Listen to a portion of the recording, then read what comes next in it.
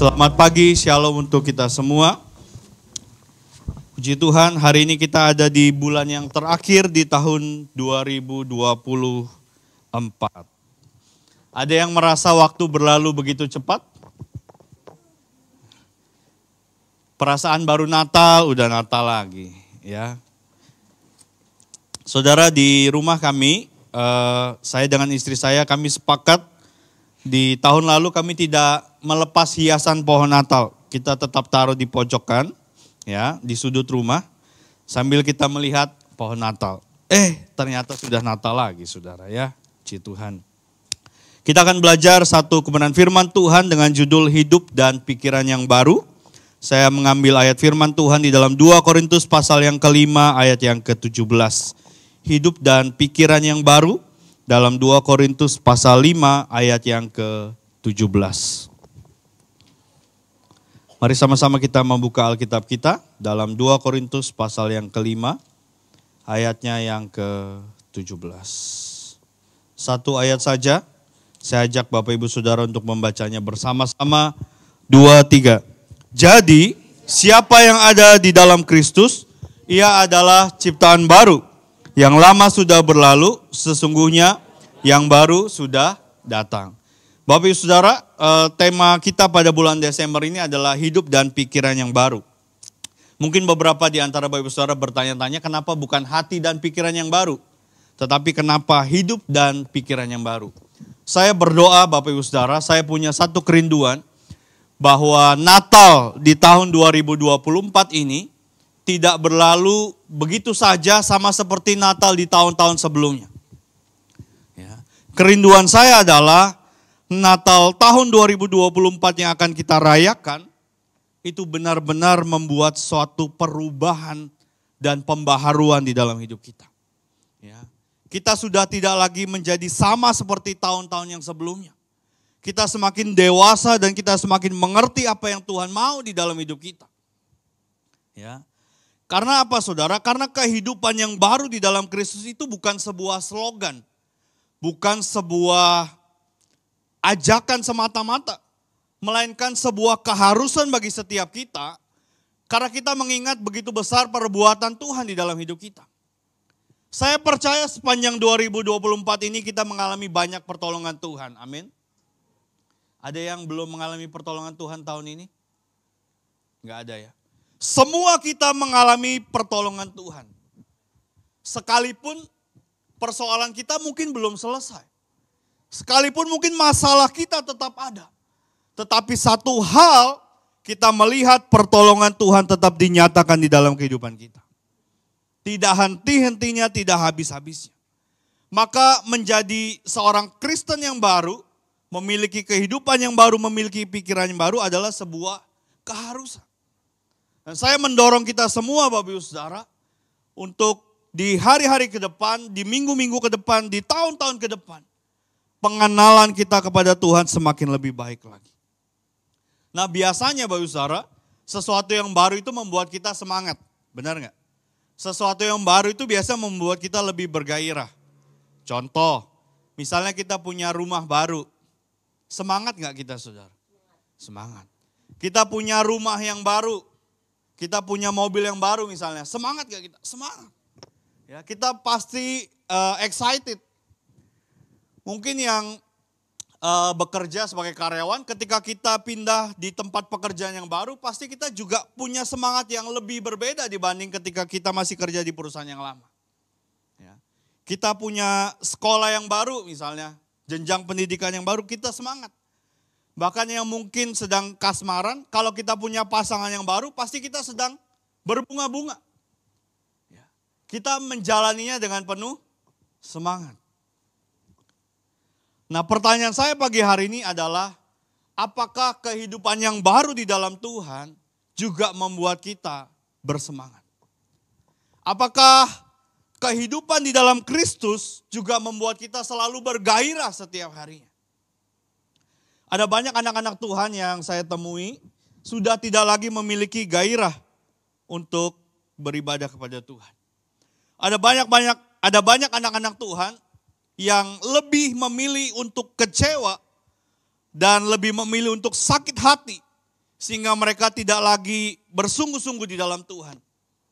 Contohnya gampang Bapak Ibu Saudara. Kita nggak perlu melihat orang lain, kita perlu melihat diri kita sendiri. Adakah hari-hari ini kita masih punya semangat untuk membaca Alkitab kita? Adakah hari-hari ini kita masih punya waktu khusus untuk kita berdoa dan mencari Tuhan? Atau ketika kita sedang menghadapi sebuah pergumulan, atau mungkin kita sedang menghadapi sebuah pekerjaan, sebuah proyek yang kita harapkan kita mengalami kemenangan, kita sudah meluangkan waktu untuk meminta restu dari Tuhan supaya Tuhan berkenan. Atau justru kita masih memakai pikiran kita dan kita masih menggunakan pengalaman kita sebagai dasar bahwa kita bisa berjalan seolah-olah tanpa Tuhan. Padahal sebenarnya kita sendiri sangat terbatas. Maka kita perlu pimpinan Tuhan dalam setiap kehidupan kita. Hari-hari ini banyak anak-anak Tuhan tidak lagi bergairah untuk berdoa. Padahal kita tahu bahwa kekuatan orang percaya adalah di dalam doa. Kita tahu, bukan kita nggak tahu. Mungkin dari sekolah minggu kita udah diajarin. Baca kitab suci, doa tiap hari kalau mau tumbuh. Tapi itu tidak lagi menggairahkan anak-anak Tuhan di hari-hari terakhir ini. Termasuk juga beribadah ke gereja. Yang lebih ekstrim lagi Bapak Saudara, kalau kita mau jujur, angka penginjilan kita semakin menurun. Anak-anak Tuhan tidak lagi bergairah untuk menjalankan misi. Anak-anak Tuhan tidak lagi bergairah untuk memberitakan Injil kepada orang-orang lain. Kenapa saudara? Ya karena kita sendiri sudah mengalami kejenuhan rohani. Kita sendiri sudah mengalami kebosanan rohani. Kenapa? Ya karena kita sudah mulai meninggalkan jam-jam doa kita kepada Tuhan secara pribadi. Maka pagi siang hari ini saya mengajak untuk kita semua kembali untuk masuk di dalam rencananya Tuhan. Kita perlu hidup yang baru, kita perlu punya pikiran yang baru. Bagaimana kita memaknainya Bapak Saudara? Yang pertama, saya mengajak kita membuka dalam Filipi pasal yang ketiga, ayat yang ke-13 dan 14. Filipi pasalnya yang ketiga, ayat yang ke-13 dan 14. Bagaimana kita memaknai hidup dan pikiran yang baru ini? Rasul Paulus berkata kepada jemaat di Filipi, saya akan bacakan kepada Bapak Saudara dalam terjemahan baru versi 2. Saudara-saudara, aku sendiri tidak menganggap bahwa aku telah menangkapnya. Tetapi inilah yang kulakukan. Aku melupakan apa yang telah di belakangku dan mengarahkan diri kepada apa yang ada di hadapanku. Dan berlari-lari kepada tujuan untuk memperoleh hadiah yaitu panggilan sorgawi dari Allah dalam Kristus Yesus. Saudara, memaknai hidup dan pikiran yang baru berarti yang pertama kita perlu meninggalkan sesuatu yang lama. Kita tidak boleh terus-menerus hidup di dalam masa lalu. Ada satu cerita yang lucu Bapak Saudara. Beberapa hari yang lalu saya menerima telepon dari seseorang. Lalu seseorang itu bercerita bahwa, lu tahu nggak, hari ini ada seorang yang masih sakit hati sama lu. Wah, kaget dong saya. Hah? Sakit hati? Salah saya apa gitu kan saya tanya. Ternyata saudara yang membuat dia sakit hati adalah waktu saya dengan Ibu Gembala menikah, dia terima undangannya itu H-1. Dan karena itu dia jadi sakit hati. Kenapa? Saya baru terima undangannya baru H-1. Padahal waktu itu seingat saya sudah jelaskan. Beberapa undangan itu saya kirim lewat pos. Ya, namanya lewat pos kan kita nggak tahu kapan dia nyampe. Makanya H-1 saya cross check lagi dengan Ibu Gembala. Apakah orang-orang ini sudah terima undangan atau belum? Nah ternyata orang ini menerima di H-1 saya menikah. Dan dia kecewa. Sampai hari ini dia masih sakit hati sama saya. Saya cuma bilang sama teman saya ini, tolong kalau ketemu dia lagi bilang, kasih Tuhan itu lebih besar daripada sakit hatimu kepada si Irwan. Tolong sampaikan itu aja.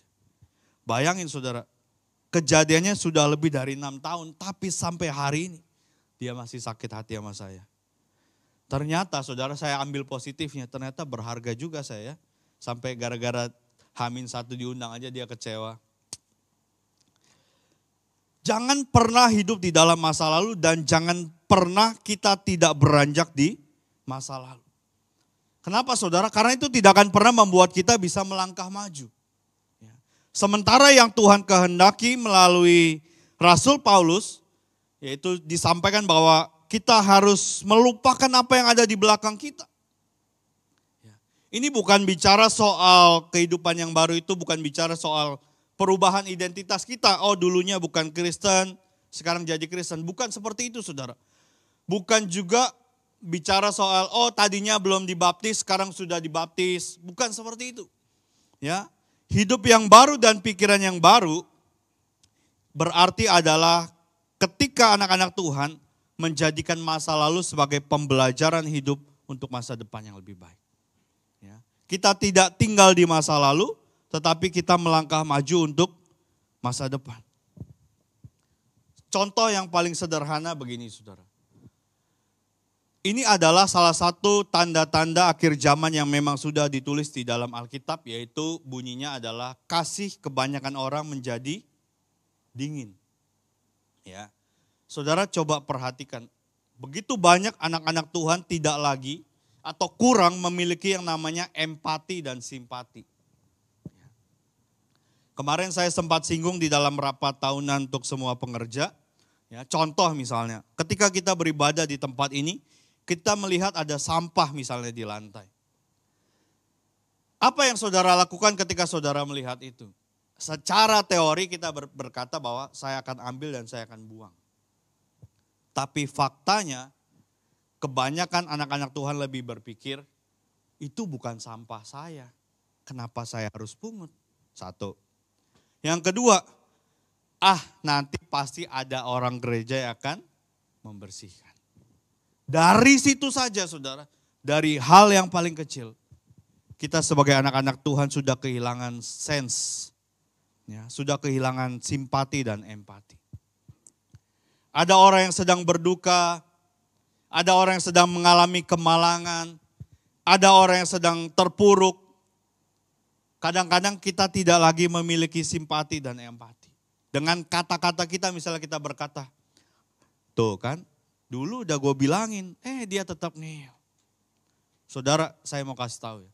Sekalipun saudara pernah menasehati seseorang, dan dia tidak mendengarkan saudara lalu kemudian dia terpuruk, jangan pernah mengungkit apa yang pernah saudara sampaikan kepada orang itu. Yang kita perlu lakukan sebagai anak-anak Tuhan adalah kita perlu ulurkan tangan kita dan kita perlu tolong dia untuk bisa bangkit kembali. Ya. Anak-anak Tuhan harus punya mentalitas yang seperti itu saudara. Yaitu punya hati, punya pikiran yang sama seperti Kristus. Beberapa waktu yang lalu dengan beberapa hamba Tuhan kita ngobrol saudara. Ada sebuah peristiwa di mana salah seorang hamba Tuhan ini jatuh karena wanita lain. Ya, dalam perkumpulan itu ya, beberapa hamba Tuhan ini kemudian membicarakan bagaimana seorang hamba Tuhan yang jatuh ini menganggap dirinya hebat. Tapi buat saya saudara, ngapain kita ngomongin? Ngapain kita membahas soal kejatuhan seseorang? Yang perlu kita bahas adalah bagaimana kita menolong dia, menolong keluarganya untuk bisa bangkit dan meneruskan pelayanan. Ngapain kita mesti meributkan soal kejatuhan dan soal wanita lainnya? Nggak penting itu saudara. Yang perlu kita bantu adalah orang itu sendiri dan keluarganya bagaimana mereka bisa melewati masa-masa sulit ini. Nggak banyak anak-anak Tuhan yang punya mentalitas seperti ini. Kita lebih sering atau kita lebih senang melihat orang lain jatuh. Kita lebih senang dan kita lebih sering melihat orang mengalami keterpurukan dalam hidupnya. Dan itu sama sekali berbeda dengan hati Tuhan. Padahal kita mengaku kita ini adalah anak-anak Tuhan. Tetapi seringkali cara hidup kita berbeda dengan cara hidupnya Tuhan. Maka kita perlu tinggalkan semua ini dan kita perlu menjadi orang Kristen yang baru. Menjadi orang Kristen yang bertumbuh secara dewasa. Tidak hanya secara hati dan pikiran, tapi juga secara kerohanian. Ya. Kalau hari-hari kemarin kita tidak lagi membaca Alkitab, mari mulai hari ini kita niatkan kembali untuk membaca Alkitab. Kalau hari-hari ini kita sudah kehilangan jam-jam doa kita, mari mulai lagi membangun jam-jam doa kita. Saya nggak percaya kalau ada orang bilang, saya nggak sempat Pak berdoa. Nggak percaya saya. Ya. Kita semua memiliki waktu yang sama 24 jam dalam sehari. Bagaimana mungkin saudara bilang saudara nggak punya waktu berdoa? Ya. Iya Pak, saya kalau bangun pagi sudah terlambat, saya mesti buru-buru. Ya bangunnya lebih pagi. Nggak bisa Pak saya kalau bangun lebih pagi. Ya tidurnya lebih awal. Nggak bisa Pak soalnya. Itu mah alasan aja. Ya. Karena dari dulu kita SD sekolah, kita pernah belajar ada sebuah pepatah berkata, di mana ada kemauan di situ. Ini pernah SD nggak sih? Di mana ada kemauan di situ ada jalan. Di mana ada kemauan untuk berdoa, di situ pasti ada jalan untuk berdoa.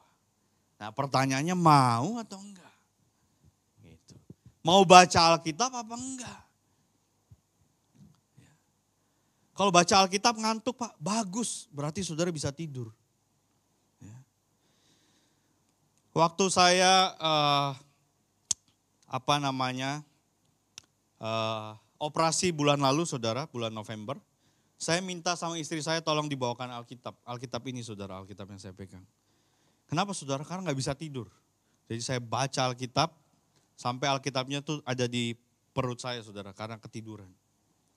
Dan buat saya, itu bukan sesuatu hal yang memalukan. Termasuk kalau ada orang yang berdoa terus ketiduran. Buat saya, itu bukan sesuatu hal yang memalukan. Ya. Kenapa saudara? Dia sedang latihan. Hari ini dia cuma bisa baca 5 menit terus ketiduran, enggak apa-apa. Mungkin besok dia bisa baca 10 menit lalu ketiduran lagi. Kita harus menghargai progres dan proses setiap orang.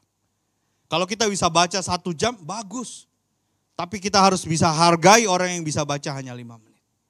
Itu loh anak Tuhan.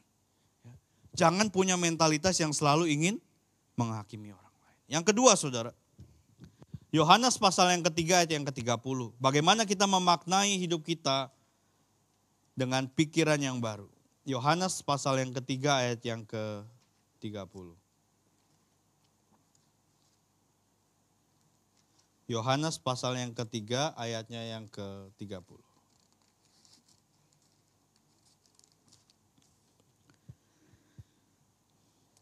Firman Tuhan berkata, ia harus semakin besar, tetapi aku harus semakin kecil.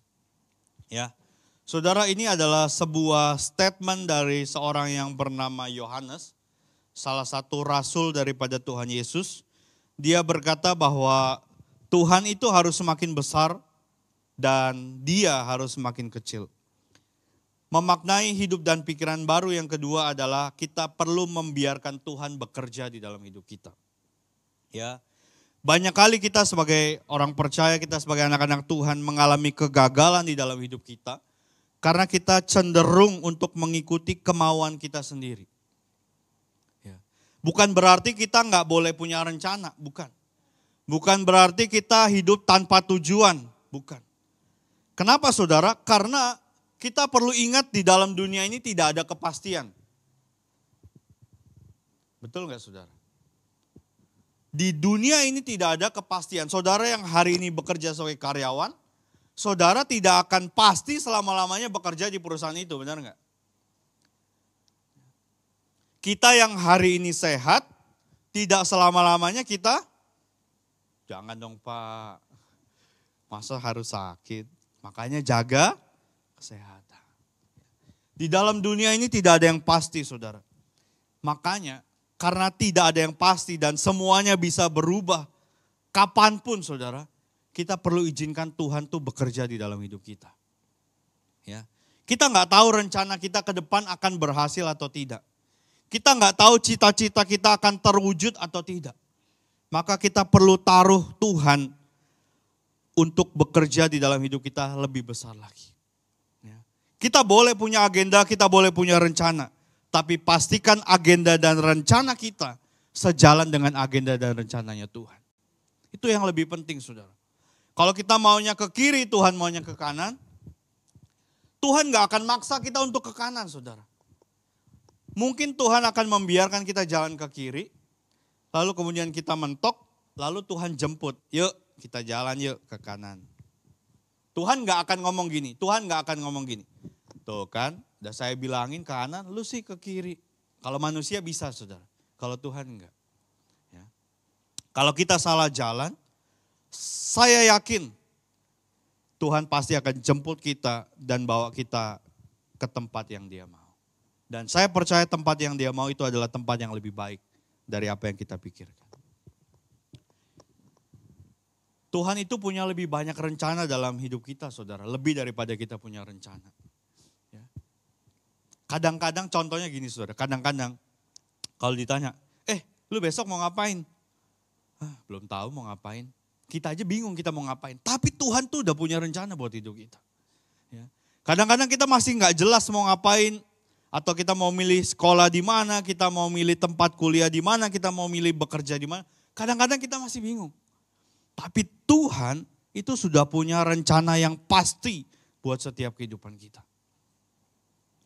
Bahkan saudara, kita ketemu orang, ya, kita ketemu orang di jalan. Kita pikirkan, oh ya sekedar ketemu aja. Kita nggak pernah tahu, mungkin suatu saat orang itu yang kita temui, orang itu adalah orang yang akan nolong kita atau orang yang perlu kita tolong. Nobody knows. Nggak ada yang tahu. Saudara. Kita pikir semua itu adalah sebuah kebetulan. Padahal Tuhan tidak pernah membuat sebuah kebetulan. Ya. Karena Tuhan sudah punya agenda yang pasti dalam kehidupan setiap kita. Dan Tuhan punya rencana yang jelas. Dan yang pasti rancangannya bukan rancangan kecelakaan. Ya. Roma 8 ayat 28. Kita tahu sekarang bahwa Allah turut bekerja untuk mendatangkan kebaikan.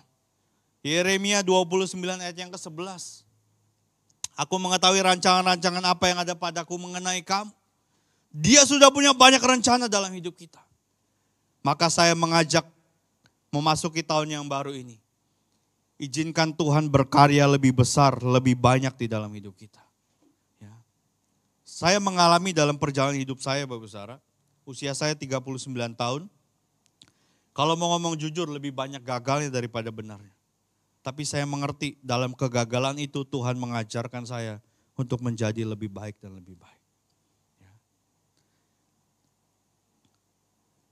Waktu saya mulai mengizinkan Tuhan berkarya lebih banyak dalam hidup saya melihat bahwa apa yang saya pikir mustahil itu benar-benar dibuat mungkin oleh Tuhan. Ya. Saya sudah pernah membagikan perjalanan hidup saya, Bapak Saudara.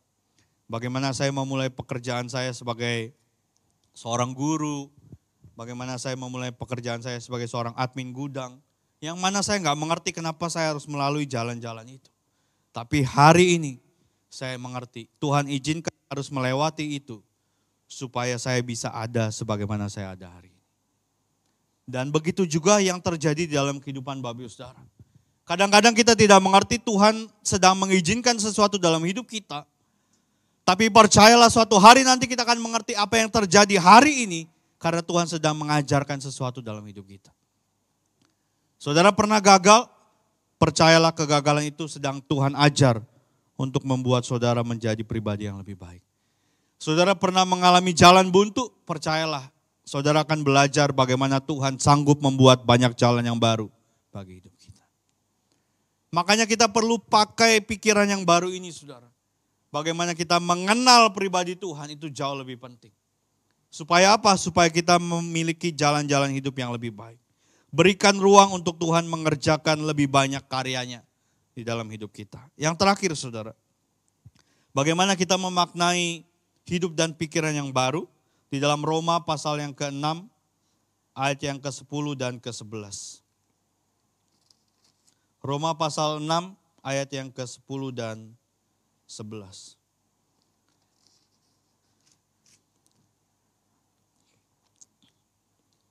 Begini firman Tuhan, sebab ia mati, ia ini mati terhadap dosa, perhatikan baik-baik, satu kali untuk selama-lamanya. Namun ia hidup, ia ini hidup bagi Allah. Demikianlah hendaknya kamu memandangnya, bahwa kamu telah mati terhadap dosa, tetapi kamu hidup bagi Allah dalam Kristus Yesus. Saudara, waktu saya membaca ayat ini pertama kali, beberapa waktu yang lalu, sudah lama saudara, ini sepertinya seolah-olah hanya seperti ayat yang biasa saja. Karena bunyinya adalah, ia mati, ya ini mati terhadap dosa satu kali untuk selama-lamanya.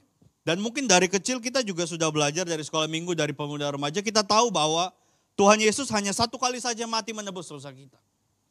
Tapi tahukah saudara bahwa ternyata pesan yang dituliskan oleh Paulus kepada jemaat di Roma ini memiliki makna yang begitu dalam saudara.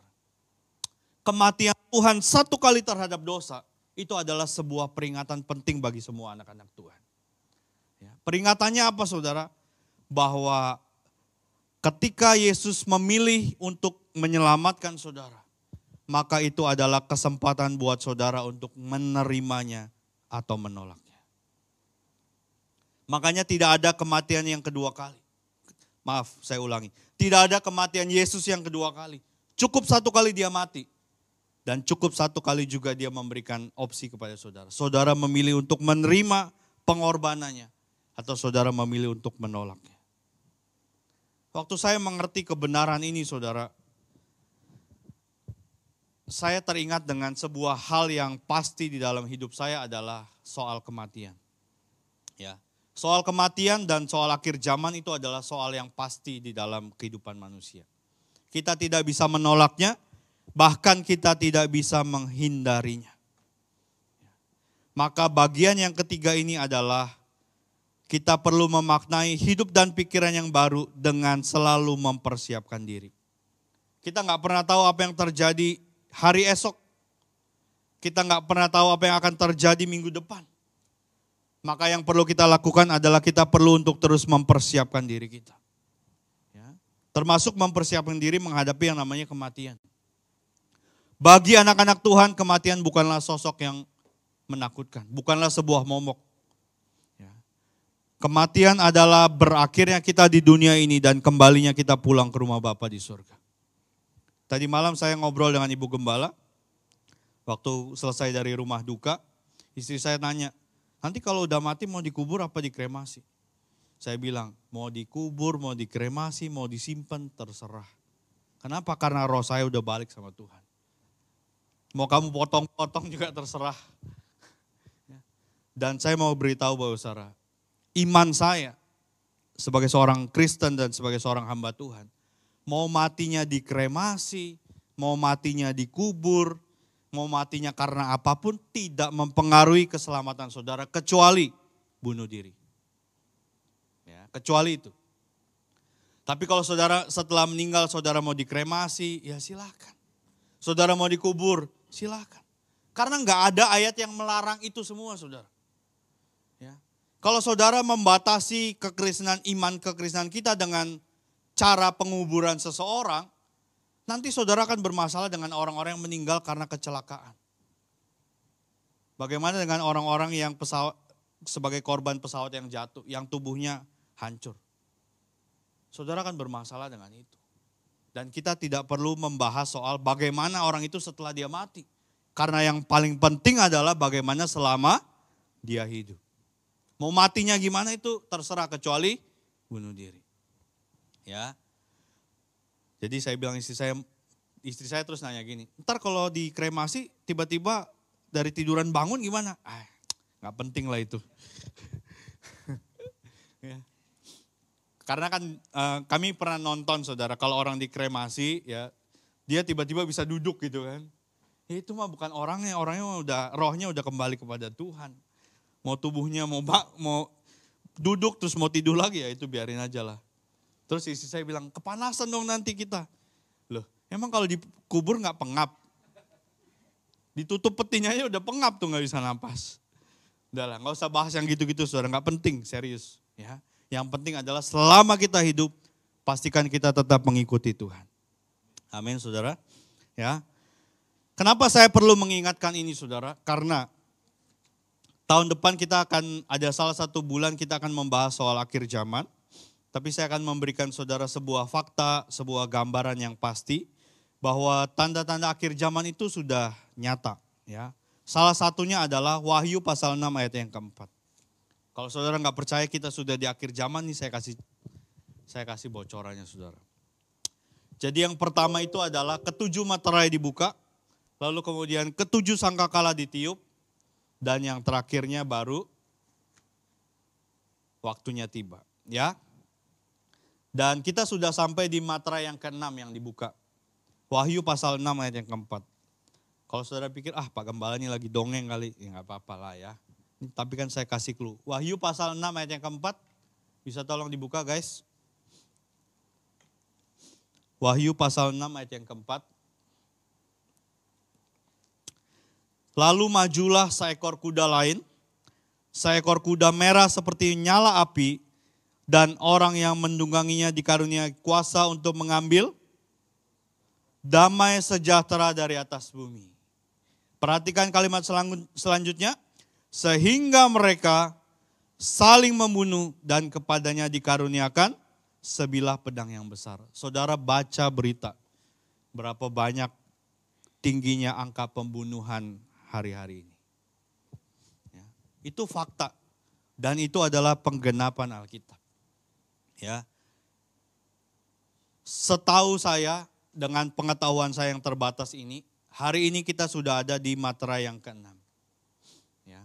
Sebentar lagi materai yang ke-7 saudara bisa baca di Wahyu pasal 8, lalu kemudian sangkakala, lalu kemudian kitab-kitab yang terbuka. Ya, saudara bisa baca seterusnya. Dan saya mau ingatkan jangan sampai kita tidak menyadari bahwa memang waktunya sudah sangat singkat. Ya. Kalau saudara pikir, kayaknya masih lama, ya nggak apa-apa. Tapi saya ingatkan waktunya sudah sangat singkat.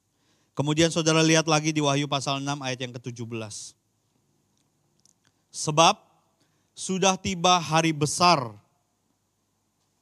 murka mereka, dan siapa yang dapat bertahan. Ya. Jadi memang waktu ini sudah mulai digenapi saudara. Mungkin saudara tidak menyadari bahwa masa-masa di mana materai yang pertama dibuka sudah lewat, materai yang kedua dibuka sudah lewat, ya. Dan ternyata kita sudah sampai di materai yang ke-6. Ya. Akhir zaman itu nyata, saudara. Ya. Kesudahan segala sesuatu itu sudah dekat. Alkitab berkata, karena itu kuasailah dirimu dan jadilah tenang, supaya kamu dapat berdoa. Ya. Kita perlu mempersiapkan diri kita, karena kita tidak akan selama-lamanya ada di dunia ini, saudara. Kita perlu persiapkan diri kita bagaimana kita hidup di dalam kekekalan. Saya mengerti bahwa hidup baru memang tidak semudah yang kita bayangkan atau yang kita omongkan. Tapi hidup yang baru tidak juga sesulit ketika kita berjalan bersama dengan Tuhan. Ya. Selama kita berjalan bersama dengan Tuhan, segala perkara dapat kita tanggung karena Dia memberi kekuatan kepada kita. Ya. 2024 segera berakhir. Jangan tenggelam di dalam kegagalan dan kekalahan ataupun kekecewaan. Dan jangan pula tenggelam di dalam euforia kemenangan keberhasilan saudara. Persiapkan diri kita untuk menuju kepada kekekalan. Jadilah anak-anak Tuhan dengan hidup dan pikiran yang baru. Tuhan memberkati kita semua. Amin.